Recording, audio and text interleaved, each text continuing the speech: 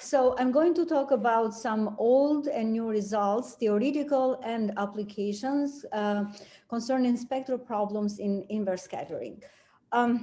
So the model that I'm going to use to explain my ideas will be this simple scattering model, where one has let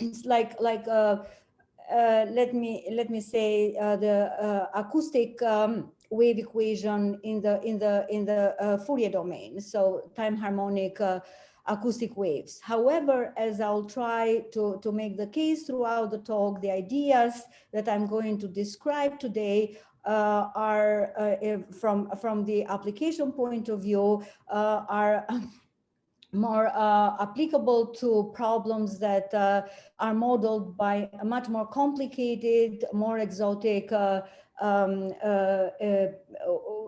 PDEs that govern the wave propagation.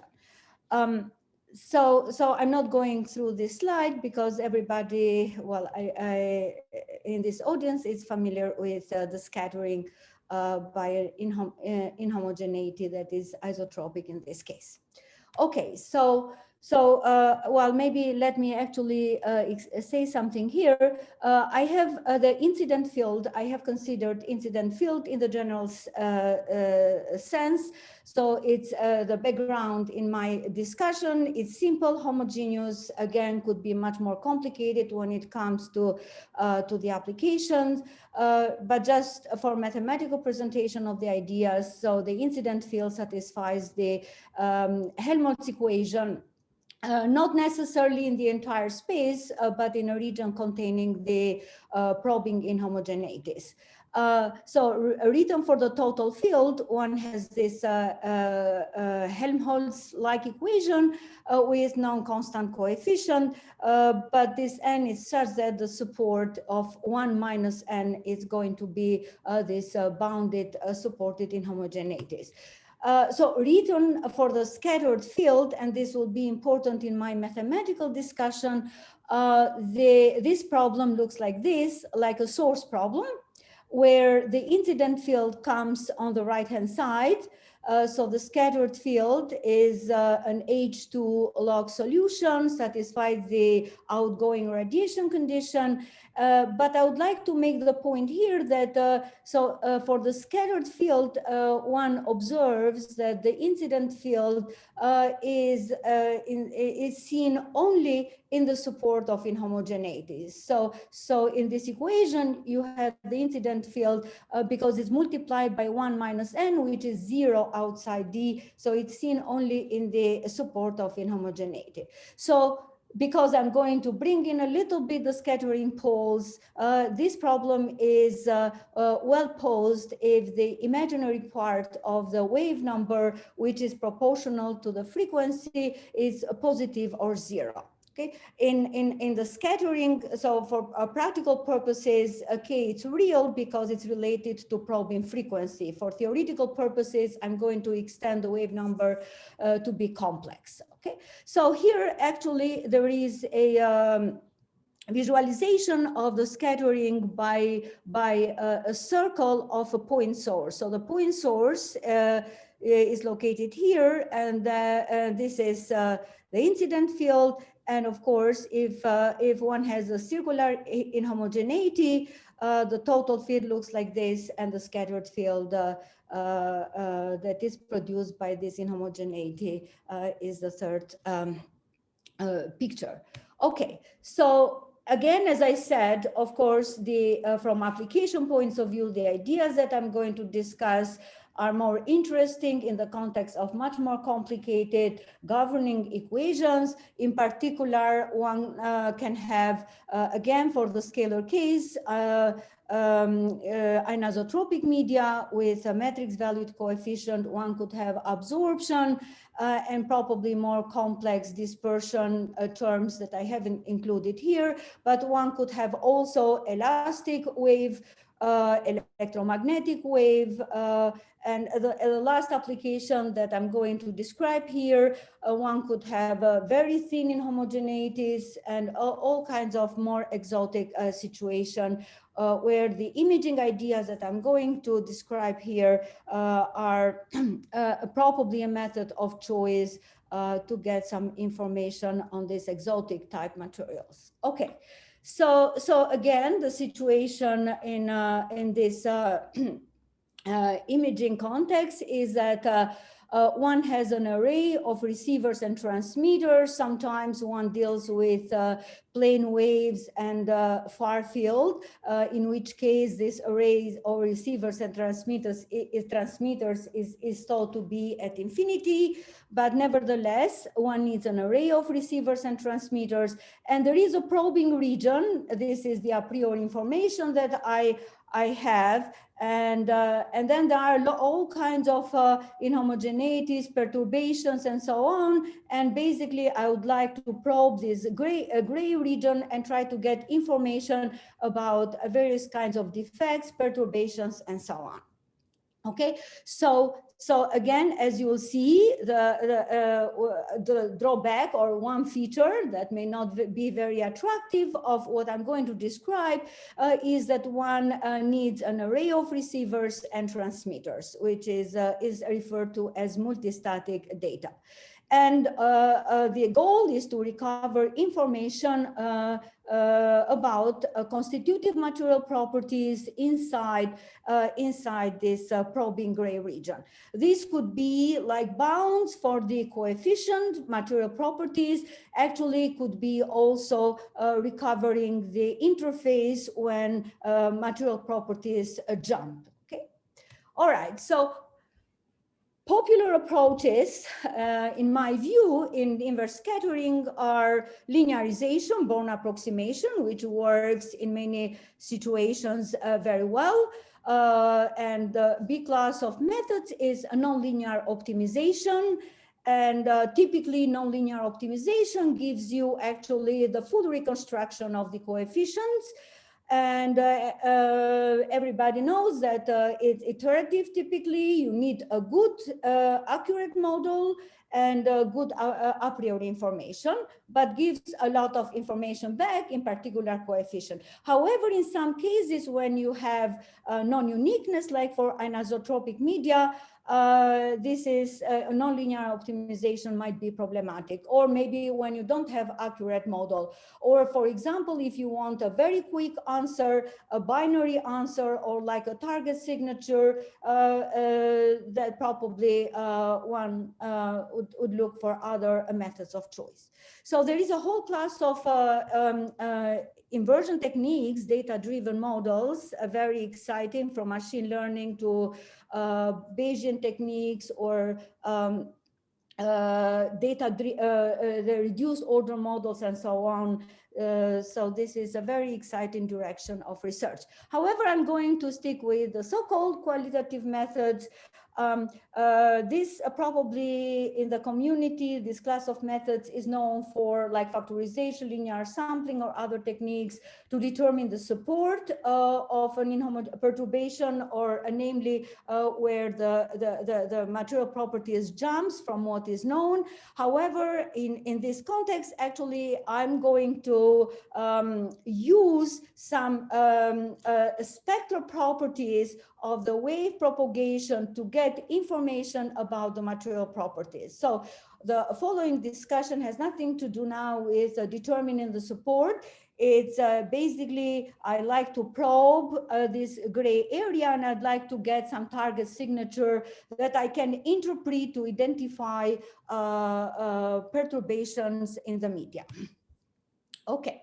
So for those who are new in this area, the book by Kirsch and Greenberg describes actually factorization methods for determining the support. And this monograph here has introduction to these spectral ideas to imaging that I'm going to describe here. Okay, so typically what would be the so-called imaging operator? The way how I have introduced here is I have a bunch of point sources as incident fields, and then I get back the scattered field measured at transmitters located on this surface. Okay, so I have the scattered field measured for x in sigma, corresponding to point sources located at y, and y moves on sigma, and maybe for a range of frequencies. Sometimes I would need for a range of frequencies, and later I'll discuss a possibility where you can do this for one fixed frequency. Nevertheless, for a fixed k, one can define this operator, which is basically a simple superposition of scattered field, right? That's why, I mean, this operator is the foundation of these qualitative methods, and that's why you cannot do anything with one measurement. So you need a lot of measurements in order to introduce this superposition of measurements. Okay, so this is going to be, this is a very simple linear operator. It's an integral operator with, actually, you could see US as a kernel, which is analytic kernel away from inhomogeneities. And it's a compact linear operator. Okay, so this compact linear operator encodes nonlinear information about material properties of the scattering media. So the goal is to analyze this linear operator and try to decode some nonlinear information about the media. So we would like to actually identify changes. So we are not going to reconstruct all the coefficients using this operator. We are going to try to identify in an understandable way changes in the material properties in the media. Okay, and these ideas are useful, as I said, if you like to probe complex like periodic media, this nanograph, grass, or like concrete type materials where you actually have no good modeling of this type of material, or kind of observe cracks, breakages, or you could have this is airplane canopy that is made of a very complex anisotropic material. So you would like actually to see whether the anisotropic structure of this has changed. You are not going to reconstruct all the anisotropic material properties. Okay. So typically, a nice stable target signature for monitoring this kind of materials are spectral parameters, spectral values related to the wave propagation. Okay. Typically, spectral, I mean, they describe fundamental properties of the wave propagation if they are chosen correctly. But in order to use them in imaging, those spectral values, that spectral parameters you'd like to investigate as target signature must be determined from scattering data without knowing anything about the material properties, nothing. So you have this operator and you'd like to be able to determine spectral properties from this operator N. Okay, so as you will see, I would like to make the case from the very beginning. As you will see, from the application point of view, we are going to determine a few numbers, which are some spectral values that I'm going to describe. And the question might arise that so much data, all this multi transmitters and receivers, and maybe for a range of frequencies, just to get a few numbers. That's true, okay, but this could be a method of choice if you would like to monitor very complex media for which you actually don't have a good model, and you would like a very quick answer, for example. And in non-destructive testing or in other problems, you might have the luxury to determine, to measure all this data. So this is the context that these methods could possibly be a method of choice. Okay, so So in order to introduce, I'll start with some old spectral properties and bring some new ones. I'm going to introduce the so-called solution operator. The solution operator stems from this formulation of the scattering problem. Again, as I said, I'm going to use this as a model problem, but it's not limited to this simple scattering model. Okay. So as I said, the incident field is seen only in D, okay, in this equation. So we can actually broaden the concept of scattered field by introducing the operator, a solution operator that maps any solution to Helmholtz equation inside D, weak solutions, to the scattered field measure on the surface sigma. Okay, so, but the operator that I have in my hands is a composition of this operator with a superposition of point sources, which I call here VG. Okay, so now I'm going to discuss the operator GK, and then, but I don't know the operator GK because I don't know D, for example. I don't know, sorry, I don't know N, I don't know anything, right? What I measure is the operator N, okay? But the GK will help me to introduce various spectral parameters. So the most known and celebrated sort of spectral problem that I would call spectral problem are the scattering poles, resonances. And as I said, GK is well defined for positive imaginary part of wave number. And if we do the meromorphic extension, then the scattering poles are the poles of roughly meromorphic extension of this solution operator. So you could see the scattering poles at the values of K for which there is no zero scattered field corresponding to zero incident field. It's a beautiful theory. In scattering, it's actually, it's at the core of understanding the mathematicals of scattering theory. And I point to this wonderful book by Steklov and Zworsky, and wonderful results has been obtained in connection with the scattering poles, okay? So, but I'm going to bring up a new class of spectral problems, and those are now sort of dual of scattering poles, okay? So now I look at the possibility to have zero scattered field corresponding to non-zero incident field, okay? So like invisibility, can you send an incident field that doesn't produce any scattered field back, okay? So more precisely, those eigenvalues, which I called transmission eigenvalues, would be the values of K for which the kernel of this operator GK is not empty, okay?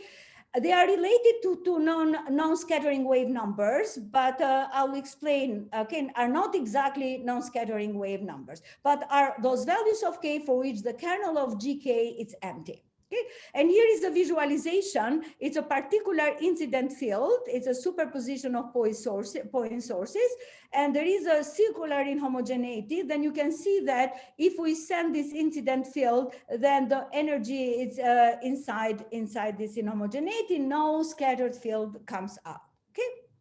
Okay, so if we do the separation of variables, then you can see explicitly these two classes of spectral parameters. So if you use particular incident fields that in here are this sort of Helmholtz function, right? These are typically superposition of plane waves. And you do the separation of variables and you end up with a scattered field given by this, right? So you have up here a real analytic function, C, real analytic on K, and down here, again, W, real analytic function of K. So the scattering poles are the zeros of W, and you can do actually analysis on them, and they turn out to be only complex in the lower half plane, and the transmission eigenvalues are the zeros of a C, they are actually non-scattering wave numbers exactly, because the scattered field is 0. Okay,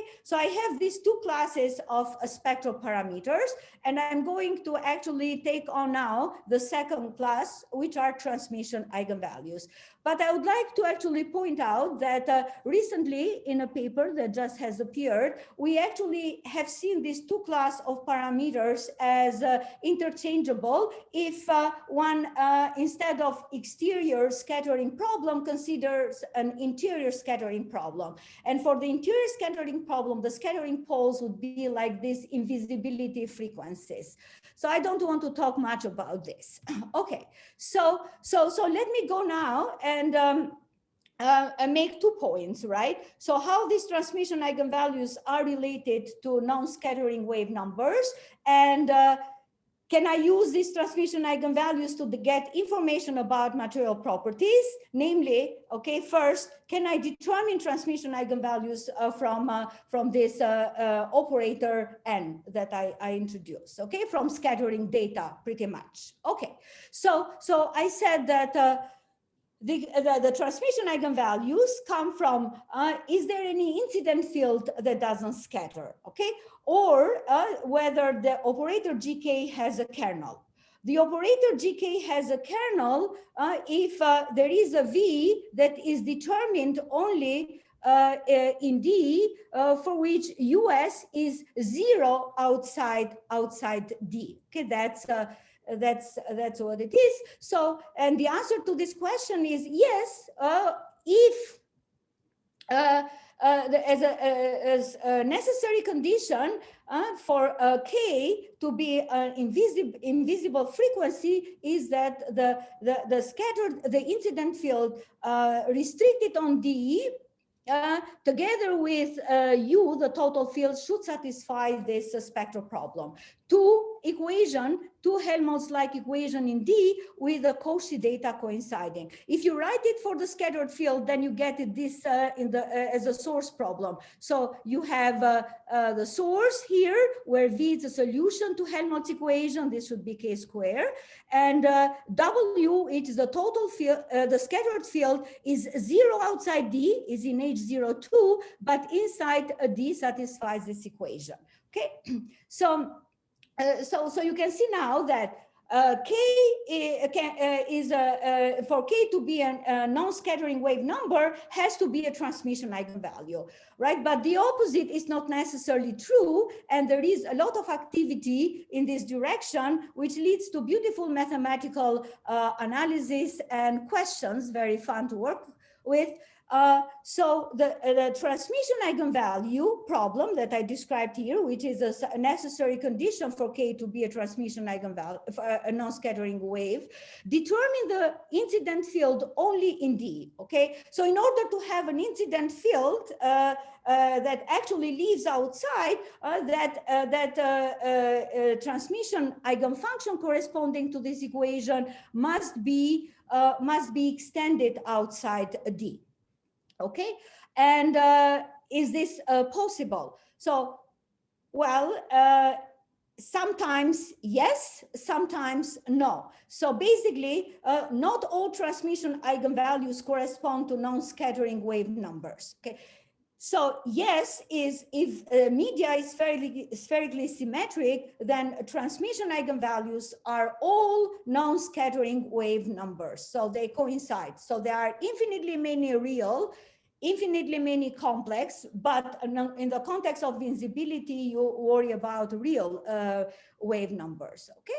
So actually, it's a very interesting result obtained recently by Fogelius and Shao. They showed that actually this it's unstable in the sense that if you perturb a little bit, and this is done only in a special case for constant refractive index in R2, if you perturb a little bit the disk, for example, to slightly to an ellipse, even with a very small eccentricities, then actually they may be at most finitely many of these superposition of plane waves that could non-scatter. Okay, so from a circle, there are infinitely many a slightly perturbed circle maybe none, but at most finitely many. Okay, so a lot of activities has been done for the case of corners. So the first result is in 2013. So if the support of inhomogeneity contains a corner, then actually every incident field, not even if it's some solution to Helmholtz equation slightly outside the support, produces a scattered field. But recently we obtained, this is a brand new result, that we obtained actually regularity properties on the boundary and the refractive index for possible existence of non-scattering wave number. Okay, and this brand new result is the following. What actually was expected is, for example, let me state here the case when the refractive index is real analytic. So if the refractive index is real analytic and the boundary, roughly, the boundary locally around the point, it's not locally, it's not analytic, and this non-vanishing condition is satisfied. So the contrast at that point times the incident field at that point is not zero, then this incident field is scattered by this inhomogeneity. So if it's not analytic, locally analytic at a point, then actually the incident field, which is defined to be a solution of Helmholtz equation slightly outside the support of inhomogeneity, scatters. But this non-vanishing condition must be satisfied. For example, plane waves scatter, point sources scatter, superposition of plane waves like Helmholtz function, not so sure, because you may not have this vanishing condition, but we got some results on that also. And also we got in this paper that I'm going to post soon in archive, we got also results for a less regular refractive index. Actually, the main tool to prove this analyticity or regularity property for this extension, so to speak, of the transmission eigenfunction outside the boundary is the whole theory of free boundary value problems that have been developed very early by Nirenberg, Kinderlechner, and Caffarelli. So those results actually were very easily applicable to our context. So the whole core of proving this result were those developments at the early 50s, 60s, on free boundary value problems, regularity of the free boundary value problems.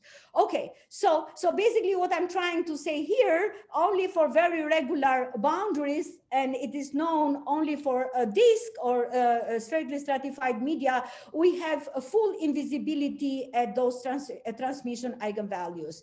But medias have all kinds of irregularities. So then it sounds that, okay, the transmission eigenvalues do not lead to invisibility. So is it any way to determine them?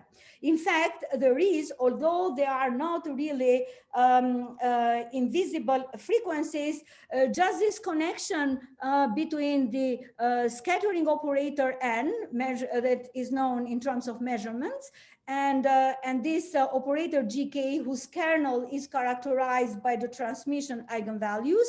This relation, in addition to the fact that the superposition of point sources are dense in the space of solutions to Helmholtz equation in D, provides a mathematical context to come up with a method to determine transmission eigenvalues, although they may not be non-scattering frequencies. And this is the mathematical statement that gives us. So if you look at the minimizing sequence of this functional, and it is very easy to compute actually this minimizing sequence, you hit a transmission eigenvalue if this norm here is not bounded for all z's in a ball inside D. So I'm assuming here that I know the D, and D would be like, say, that gray region I showed at the very beginning. So I would like to use the transmission eigenvalues to identify changes in the media inside. So I'm assuming that D is known. Okay. But you can get rid of actually this information if you don't know D exactly. So basically, you catch transmission eigenvalues because if you plot this function here as a function of k, that it's computable from scattering data, then you see peaks at transmission eigenvalues. In fact, because this V here, the part of transmission eigenfunction, is approximated by superposition of point sources, it is possible to actually get an approximation of the V part of the eigenfunction. And the full mathematical justification can be done only in the framework of the so-called inside-outside duality, which is restrictive in relation to assumptions on the refractive index of the media. But you can get some approximation to V also. So basically, this is what you get. So you get the peaks at the transmission eigenvalues. Unfortunately, the high frequency transmission eigenvalues, it's hard to catch. They start getting dense very soon. And this method, although in theory it's justifiable for any transmission eigenvalue, for high frequency, one doesn't get a good way to see them. Okay, so my moral now sort of point is that suppose that I know a few transmission eigenvalues, say the first few real transmission eigenvalues, if they exist, can I do anything with them in order to understand changes in the media? Again, I'm going to stick with the simplest possible model. As I said, a bigger interest is for more complicated media. Okay, so this is a transmission eigenvalue. So the point now is to be able to connect transmission eigenvalues to the coefficients in the PDE. Okay, so this on its own has been a very interesting spectral problem that has motivated a lot of research in the past like 10 years, because it's a challenging eigenvalue problem and has some very peculiar properties. In particular, the whole structure of this eigenvalue problem depends on the contrast, how the media changes with respect to the background only near the support of this perturbation, inhomogeneity. So, so in particular, in this simple model, this is what you need. The real part has to be one sign. Okay, so people have actually analyzed this eigenvalue problem, in particular for this simple model, and there are completeness results, Wales laws, and so on. For spherically stratified media, it's a whole ball game because there one can apply the analytic function theory and so on. And here is a list of contribution in this direction. However, when it comes to application, an older result comes to handy, and that it's actually for this particular case is when n-1 keep the same sign inside D, not only at the boundary. In that case, you can write it as a fourth order eigenvalue problem, and you can actually use an auxiliary self-adjoint eigenvalue problem to be able to prove the existence of 5 infinitely many real eigenvalues and actually use this auxiliary self-adjoint problem to get some monotonicity property. And this is quite old result, 2010, but it's striking that we were able to get some monotonicity property of the eigenvalues, real eigenvalues, in terms of material properties, even though the problem is non-self-adjoint. Okay, so this gives an understanding how the transmission eigenvalue, real ones that can be determined, change with respect to the material properties. Okay, so for example, using one eigenvalue, then one can pretty much determine the like average, like so one number gives back one number, so determine like the average of the refractive index in D.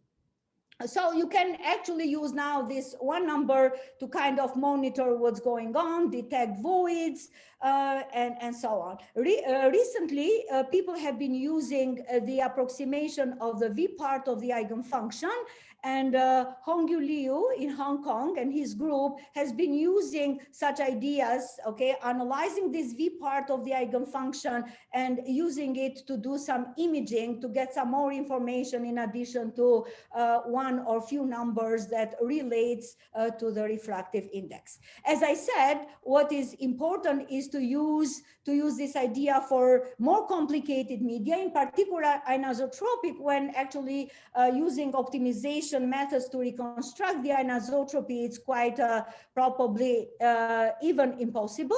Okay, so you can do this for this type of equation and get also similar monotonicity results under some assumptions.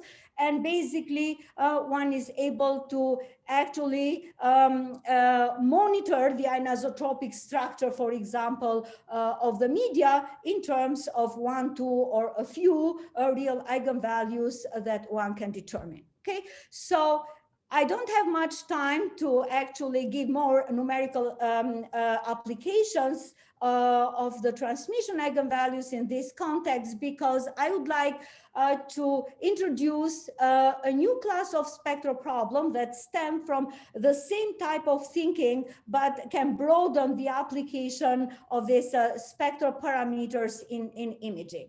All right, so using transmission eigenvalues, there are a lot of drawbacks. For example, if there is absorption, dispersive media, and so on, it is difficult. For example, if it's absorption, there are no real transmission eigenvalues, okay? So there is nothing to measure. So no self-adjoinness, even if there is no absorption, makes it harder to understand under a more general refractive index, the relation between the eigenvalues and the material properties. Also, in order to measure transmission eigenvalues, one needs multi-frequency data, okay? So what can you do? All right, so the idea is the following. You send the incident field that actually is the physical incident field, but you could think as follows. You measure the total field. The total field you can split as you like. You can split as a scattered field plus the incident field. And the incident field doesn't necessarily to be the physical field. So if you add to the incident field the scattered field of some scattering problem, then you have to subtract from the scattered field. So basically, if you probe now with the physical incident field plus some scattered field that you compute, that doesn't involve the unknown media, then you basically look at your inhomogeneity as sitting in a different background. So you saw now that what matters with the spectral invisibility is the media with respect to the background. So if you artificially change the background, then you hope to get new spectral problems in the context of invisibility. And this is what happens, right? So suppose that you can compute the scattering operator, as I defined, for a scattering media that doesn't involve the unknown one, of course, okay? Maybe a simple scattering media that involves a parameter. And then you have this operator, which involves the measurements and the pre-computed operator that you can store. You can compute it once and you can store, okay? And see what happens. Let me give a simple example of this n sub lambda. Okay, so if I compute the scattering problem due to an impedance, say sphere, okay, or but sphere, for example, it's simple. You can just compute it easily. That contain D. Okay, so then I take the scattered field due to this and subtract from the scattering operator. I get a new operator. So now if I look at the invisibility parameters for this operator, so in the sense that, can you send now this incident field that doesn't scatter, and the incident field is this modified, right, where I add the scatter due to this artificial background, what happens? Then I get this eigenvalue problem for the media, which is in terms of lambda now and for fixed K. So I get the eigenvalues of the Dirichlet to a Neumann operator for this media. And this lambda can be complex if the media is absorbing, and can be dispersive because it doesn't involve K at all. It's for a fixed K, okay? So for example, here is an example of absorbing media where we can determine from this modified operator the complex Steklov eigenvalues. Okay, so let me conclude with how much time do I have? About 5 minutes. Okay, if so possible. yeah, thanks. An application that we are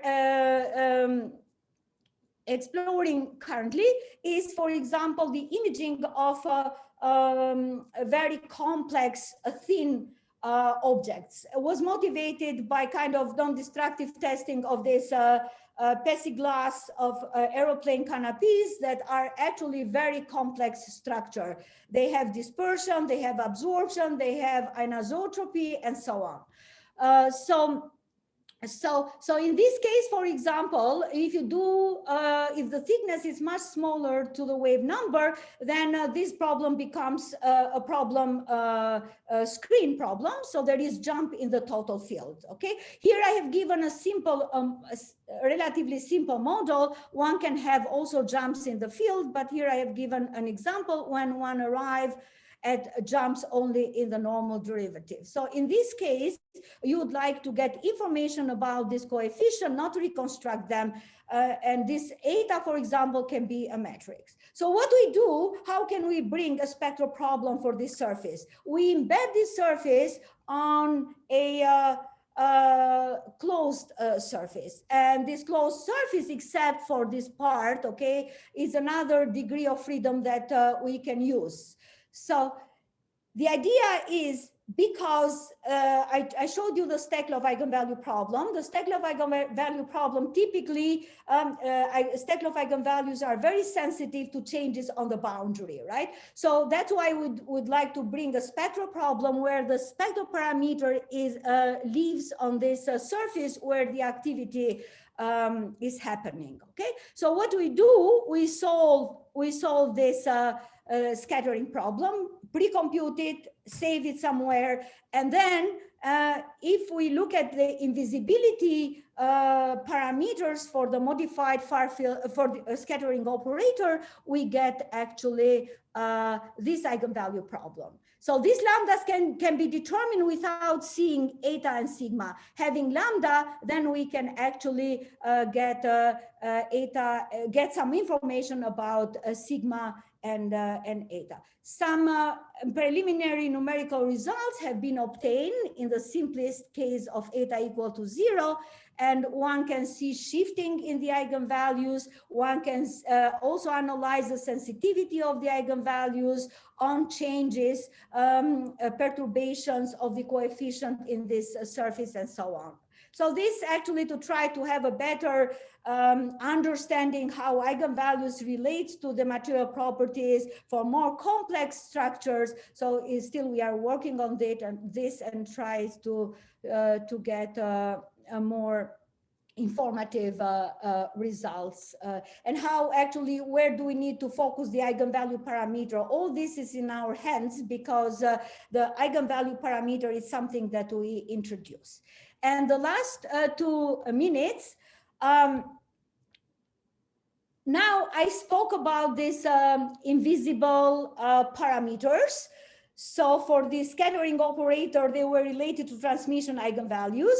But actually, one can broaden this point of view to all kinds of scattering problems. There is a beautiful paper in 2018 by Bonnet, Bendia, Chenel, and Pagnon they studied this concept of invisibility or non-transmitted, non-reflected modes in a waveguides. Okay, so here you can see, for example, this is you send some wave in this from this entrance of the waveguide, and here you don't see any changes, any perturbation due to the perturbation in the waveguide at all. So it's non-transmitted modes, for example. So one can actually develop these ideas in the context of the waveguides. So we actually did this, maybe it was a mathematical exercise, because I don't know actually where the applications of these ideas arise. But one actually has this scattering theory already beautifully developed also for hyperbolic surfaces. So for hyperbolic, for the solution of automorphic solutions to the hyperbolic, to the wave equation in the hyperbolic geometry, and the hyperbolic surface are formed due to the action of subgroups of fractional linear functions. So Lux and Phillips has developed, has in his book all this theory of scattering in hyperbolic geometry, and that actually was first initiated by Fadayev and Pavlov, that made a connection between harmonic analysis and the scattering in hyperbolic geometries, and Salzberg developed the spectral theory of the hyperbolic Laplace operator, and putting all this together, one has here a scattering operator, and people have been analyzing the scattering poles. So how about now analyzing the invisibility or sort of transmission eigenvalues in this context? Okay, so to connect this structure with waveguides, so here is embedding in R3 of a hyperbolic surface. So in this, you could imagine this as waveguides with many entrance and exits, for example, a distorted waveguides. So I think it's a very interesting direction. And we did a mathematical exercise in this case. So if you have a simple, hyperbolic surfaces that are created by the action of simple arithmetic groups, this becomes an analytic number theory problem, and people have computed the scattering matrix and so on. So with a colleague, Shanilo, we look at the zeros, invisibility. And actually, in this case, one has only cusps. And actually, we develop the concept of non-transmitted and non-reflected modes from one cusp to the other. And it turns out that actually, and this is not a new result, because people had connected the scattering matrix to the Riemann zeta function, but if you interpret it in terms of invisibility, then you get actually that if the Riemann hypothesis was true, all transmission non-scattering modes would lie on this hyperbola, whereas with now the knowledge of Riemann hypothesis that they would lie inside the blue hyperbola. So it was a nice thing, but what I would like to conclude is that this idea of invisibility leads to spectral, a lot of spectral problems related to scattering phenomena that are sort of can be seen as a dual to the scattering poles, which is a very well established concept in scattering theory. And they can be applied to kind of as non-destructive testing for various media. So thank you, that's it.